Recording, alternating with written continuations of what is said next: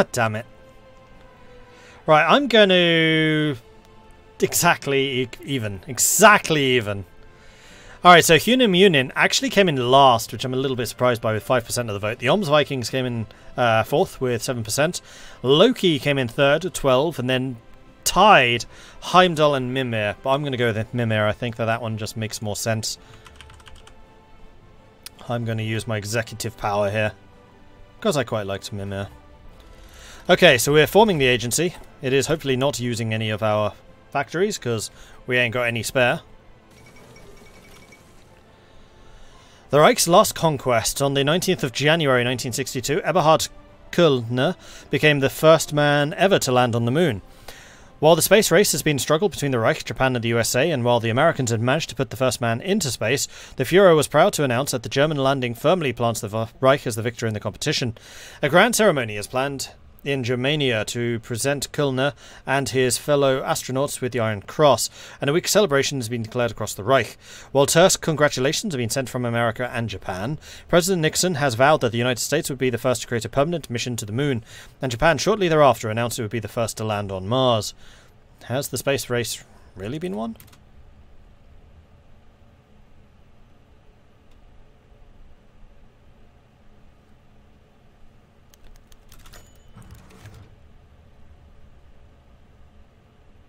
Who wrote the Viking sagas? Vikings! I get what you're asking, but just the answer there was just so blunt. Vikings.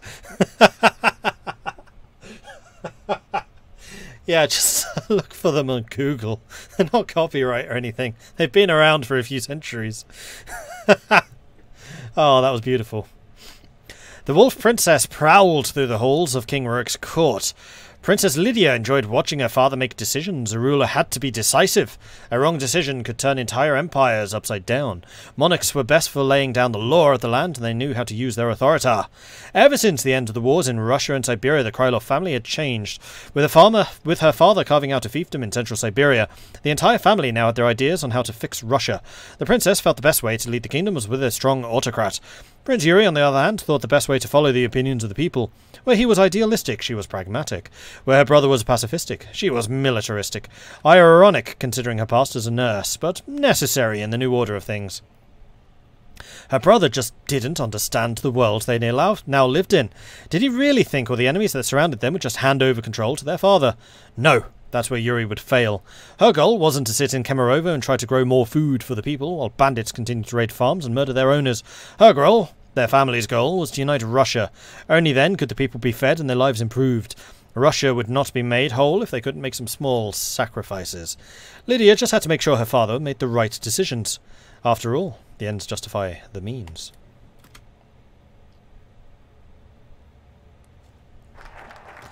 National focus completed. Okay, so we've got the reign of the Mad King.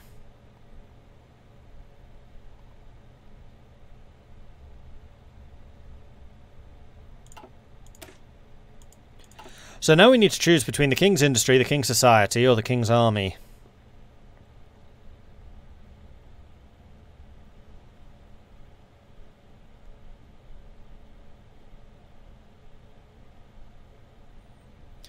And as is pretty standard for me, I'm going to go for the industry first.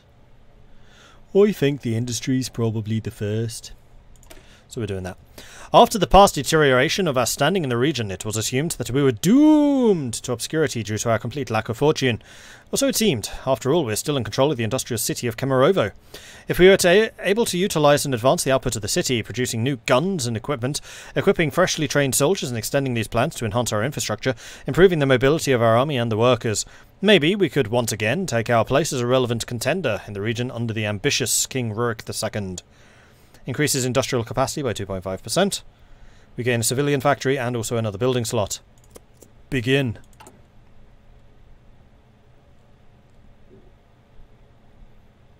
Manpower's going up. Oh, and someone was saying that maybe raiding is tied to command power. It's not. It is tied to political power and also just a timer. So, we have the royal court decisions. Inside King Rurik's court, two wolves quarrel for his favour. Prince Yuri, friend of the Labour and the reformist intelligentsia, seeks to transform Kemerovo into something approaching a liberal democracy. Princess Lydia, on the other hand, holds strength as the highest national ideal, and we shall pursue her harsh militaristic path fiercely. Despite the differences, they have one key similarity. Neither has the ability to do much besides nudge the king from behind the scenes. At least for now. Currently, the most influential advisor is Prince Yuri. So we can unlock his decisions. Or her decisions. I was not thinking that these would be mutually exclusive, but apparently they are. Okay. Interesting. Come back to you in a minute. Because we do also have enough political power to boost in one of these, and I think we probably should. I do like the legs. Hang on. The other thing I wanted to check was these. So, Legacy of the Siberian Plan, currently not providing any benefits. Statelet lies in the unique region of Russia. The former area of Bukharins in the Central Siberian Republic's grand industrial project was cited. Securing machinery and infrastructure and rebuilding sections of the Siberian Plan will provide great boons to the statelet. We are an esoteric kingdom. We gain a bonus to organization and attack, but a reduction to planning speed. His Majesty, Rurik II, is a man burning with desire to see all traitors and despoilers of Holy Russia perish. Normally, this would be a kind of man our shattered land would need, but his mental state has led him developing some interesting ideas as to how the restoration of the motherland should proceed. Some may find hope and inspiration in his drive, true, but most of his neighbours could only see a madman. The two wolves, political power gain +10, stability -7. The king's children, Yuri and Lydia, while both exemplary advisors and administrators, each have their own radically different ways of governance. Prince Yuri favours a lighter, more populist touch and urges his father to give his subjects the power to decide their own fates. Princess Lydia, on the other hand, espouses a more militaristic, hierarchical ideal. She urges her father to close his relationship with the military and to distance himself from the commoners, for none of them are fit as he to wear the burden of leadership upon their shoulders. Combat Bunny coming in with a raid. Thank you very much for the raid there. Combat Bunny, how are you doing? Hope you're doing well. So yes, welcome to this. This is New Order, which is a brand new mod for Hearts of Iron 4, and my gosh is it packed with stuff. This is like Kaiserreich level of content just packed into this. We are currently playing as the tiny little state of Kemerovo over here under the auspicious leadership of Rurik II. Rurik II is basically a misunderstood genius who thinks he's the second coming of Rurik, who was the founder of Russia. Basically, we're Russian Vikings in 1962. That's what we're doing. So the story here is that... what's his real name? Nikolai Ivanovich Krylov was a army general, but he suffered defeat after defeat after defeat after defeat, and eventually his mind just broke because of the constant defeats. So he took what followers he had left, occupied the city of Kemerovo, declared himself Rurik II, and then basically tried to establish this new Norse-Russian state. And has actually proven to be quite popular, with lots of people flooding to his banner now. He's got two children, Lydia and Yuri, who are basically tugging on different sides, one being a pragmatic reformer, the other one being a militaristic military person. And that is where we are right now. We're still pretty early into the game, but my gosh, there is a lot of stuff going on here. It's fantastic. Really, really enjoying this. As a former coder on TNO, Russia is my favourite part of the mod. Yeah, I can see why. I'm really hoping that Kaiserreich does something like this to Russia, because this is interesting. There is a lot going on here. This is cool. And I'm loving Kemerovo.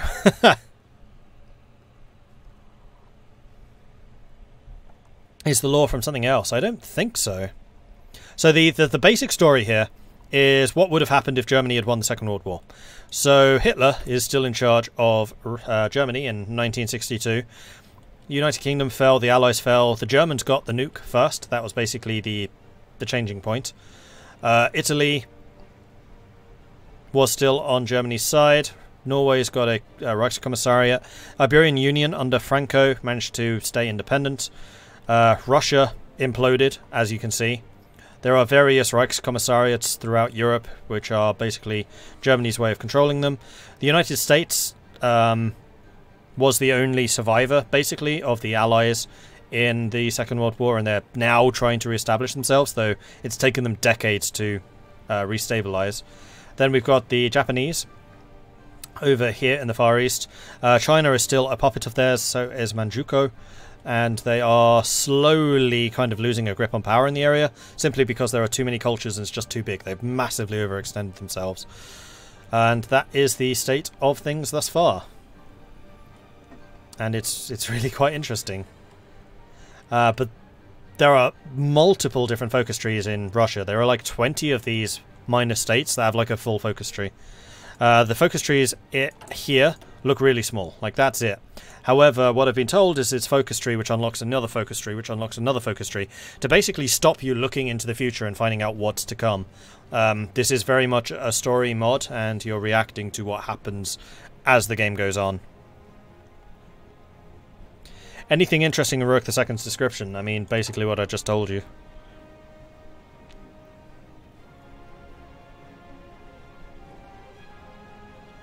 Anyone?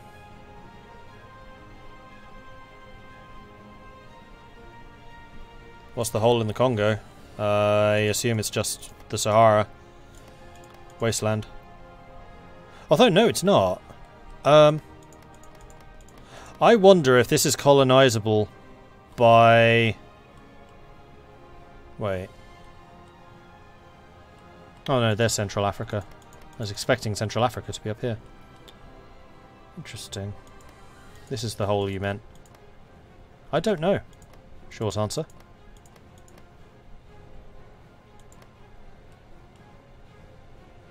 Looks like a lake. Like, the Mediterranean has changed. Most notably Italy, because absolute geniuses they are, and this is probably one of my favourite little points of lore, they tried to dam up Gibraltar. So they tried to drain the Mediterranean, basically. It was a colossal failure and caused a massive flood, but it has changed the geography of the Mediterranean, which I'm loving. Congo is dammed.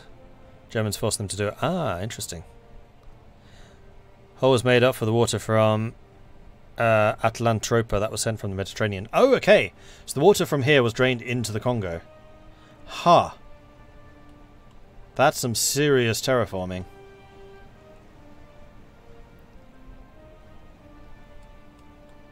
Okay. I'm sure we'll find out more about that in one of the future playthroughs when that's actually relevant to us. His Majesty's eccentricities. To call General Nikolai Krylov, or Rurik II, eccentric was perhaps the largest understatement in all of Russia. He awoke in the early hours of the morning before anyone else in the household, was constantly drunk, and shied away from loud noises. He spoke softly, yet firmly, and seemed exactly of sound mind while addressing himself as Tsar, or firmly insisting he be called himself Rurik II to everyone who called General Krylov by his old name. Occasionally, the servants mused amongst themselves about the king whilst he roams the palace or resided on his throne. Was he truly mad? Or was this what the horrors of war brought? No, others argued. The general was merely putting on an act to confuse and bewilder others. Yet all of them know, but the others had no concrete answer. The Tsar certainly gave none. What of it, then? If they were following a lunatic, he was a benevolent one who treated them well. If they were following a man talented enough to put on such an act, then clearly they were working for one of the greatest minds in Siberia.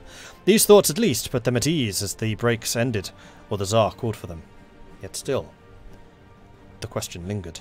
A strange man in a stranger land. Assassin strikes at Hitler! News from Germany is sporadic at best. Information smuggled out of Germania reports that shortly after the celebrations over the moon landing settled, military units and several platoons worth of bodyguard units filled the streets and immediately put the city under martial law.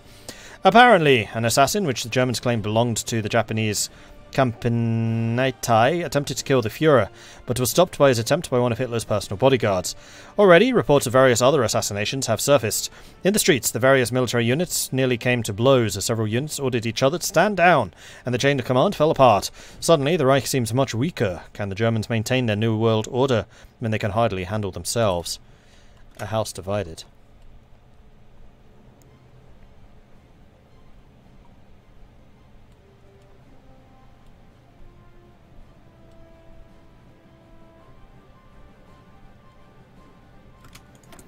Right, we still have some decisions available. Loot still hasn't come in, but we do have the Siberian plan, and I did want to think about increasing my construction speed.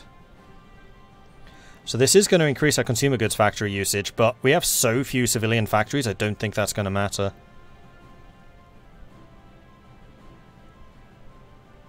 And we can actually counter it with optimized consumer goods production. So if we took these two. So let's do the construction speed first of all. It's going to take 30 days. Hitler names Heydrich his successor. Following the recent attempt on the German Führer's life by the suspected Kampentanei agent, the pressure upon the Führer to name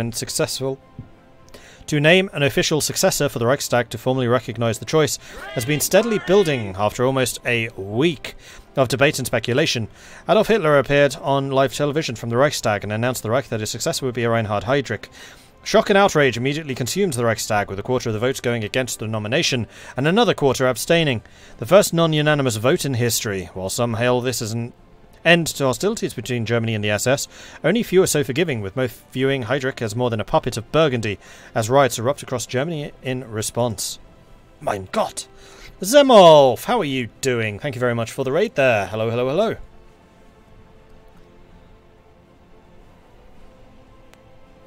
What were you guys playing?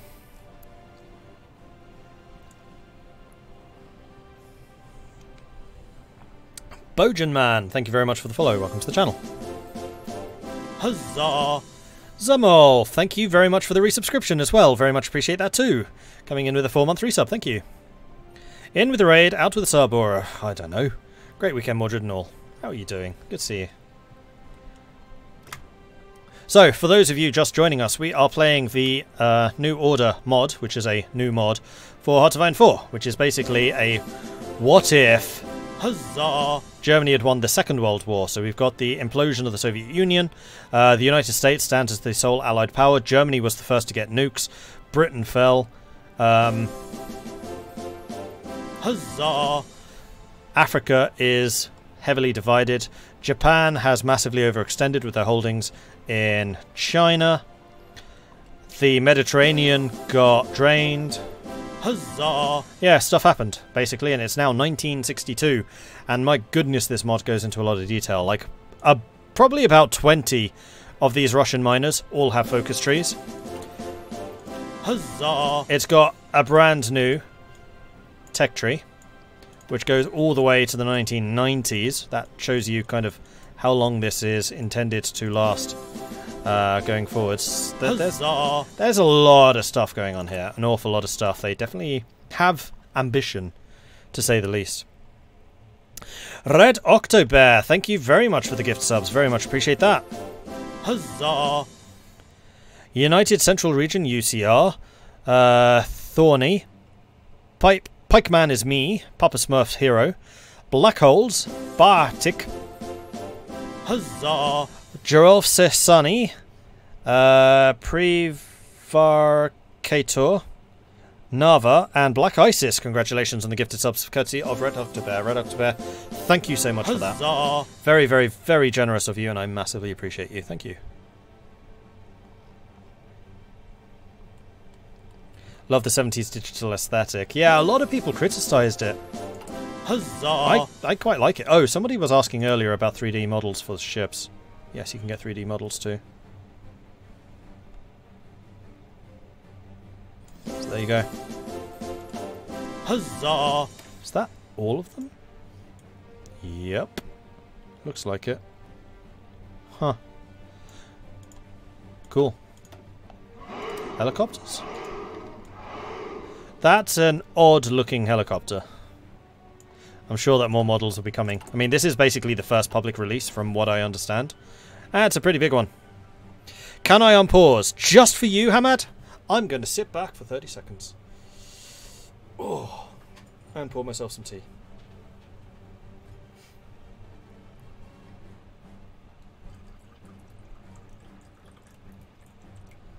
This game just makes me want to watch War Games. I need to see that again, actually.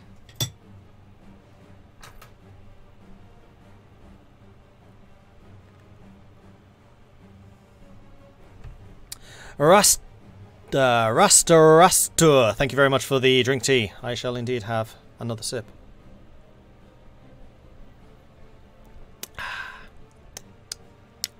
Sorry, it's something that really annoys me when people tell me how to play. No. If you don't like the way that I do things, go and watch somebody else. Cool, and on that note, let's continue. Because I'm going to take my time. This is a new thing. I'm trying to learn everything. Any other nations interest me right now? So yeah, when we started this, we did a poll. Italy actually looks really cool. I'm very excited about playing as Italy in the future. I'm quite interested in Central Africa. They were also really cool. England at some point.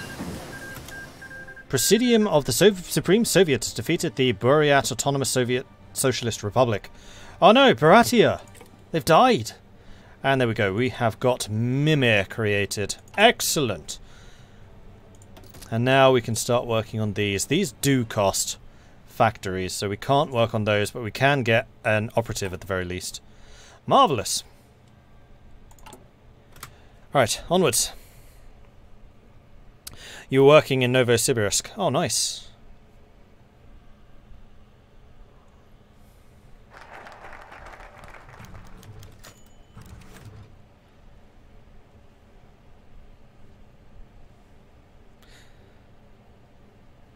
Haven't played as Italy, but I've heard some of the late game is bugged. Okay, noted. Yeah, somebody said the same about England as well. The royal economy. Lev Vosneresky, first royal minister of finance, poured himself a glass of water from the pitcher on the table, drowning it in one gulp like it was a shot of vodka. He had definitely wished it was, however. Today, he had to deal with the royal family. Prince Yuri and Princess Lydia were all accounts upstanding people on their own, but when put in the same room, there was dangerous a combination as nitric acid and glycerin. How dare you insult the royal unions like that? If you weren't my sister, I'd have you thrown in prison for it. Oh, please. They're economic poison. You only stand by those idiots because their support is easy to buy. If you ever want any hope of improving our economy, what we need is someone to actually study finance and didn't spend all day learning how to stitch wounds. Why, you... Ahem. Voronezhsky loudly cleared his throat. Let me try and understand this. Prince Yuri, you suggest that His Majesty concentrate on the workers' rights reforms in order to improve the quality of life. And Princess Lydia, you support lowering subsidies and rolling back regulation to free up more funding for your hospital expansion program. Am I correct in these assumptions? Both nobles silently nodded. Very well. Well, both are very sound ideas. I shall tentatively, might I add, look into the feasibility of implementing His Highness's proposal, which will increase the influence of Yuri, or Lydia. So, concentrate on workers' rights reforms in order to improve the quality of life, or lower subsidies and roll back regulation to free up more funding for hospitals.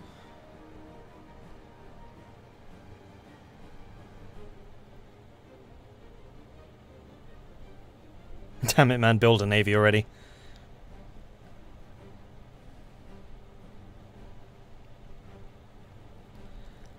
Yuri seems good. Yeah, I do like Yuri. He's definitely the more pragmatic. And don't worry, when it comes to making a choice between which one we're going to go for, we will do a vote on that.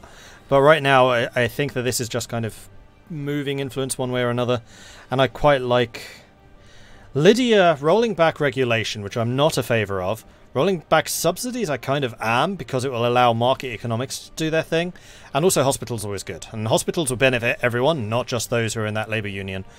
Whereas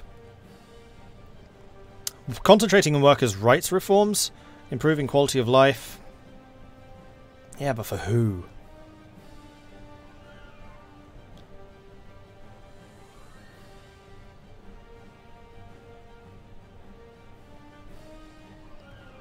Okay, we'll do a short vote on this one. I'm just going to do it as a minute. Which way? Worker rights or hospitals? And we're going to do this as 1 minute. It is absolutely bribable because this seems like a very bribable situation. Vote. Let me know what you think.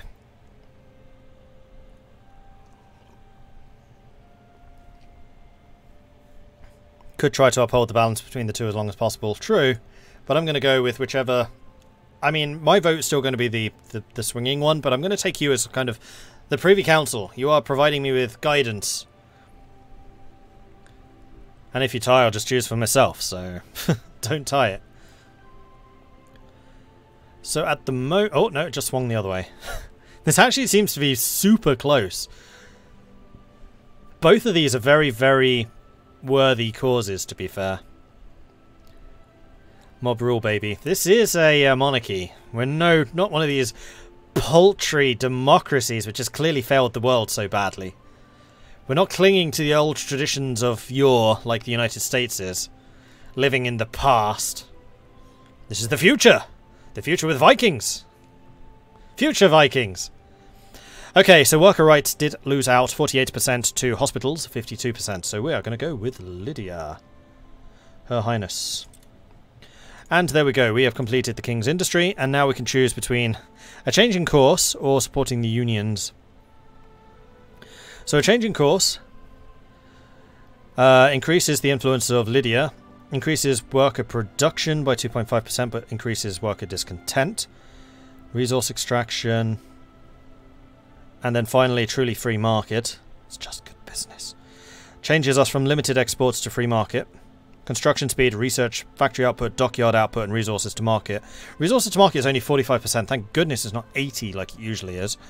Or we could support the unions, which will increase consumer goods, will increase production efficiency, and also decrease worker discontent. Academia base will increase.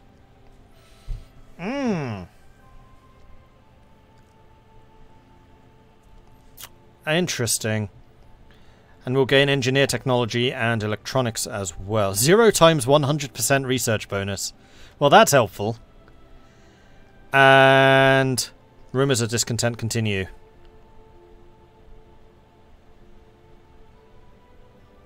This massively increases discontent, though, by 3. So this is basically reformist versus market freedom. Free market. So you can rig polls with channel points. Yeah, absolutely. It's one of the main uses.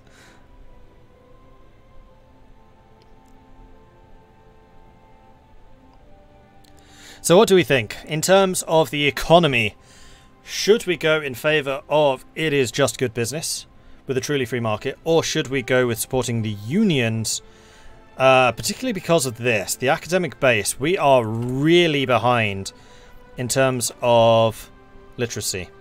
We're currently on basic, which is second to worst, and we desperately need to improve that. So if it's trending better, we kind of want that. So those are my arguments. Change in course does come with the free trade, which does increase basically everything in our economy. We are quite resource rich, at least from what I'm seeing so far. We have a decent number of resources. Steel, tungsten, we even have oil, which is pretty good. So this is going to be yet another vote. Wasn't expecting them to come so quickly next to each other, but we're going to vote again. Osto Rastastur, thank you very much for the 22,000 channel point investment that you just made. So, which direction? Free markets.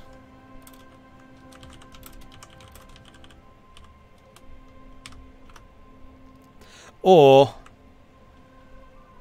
academia.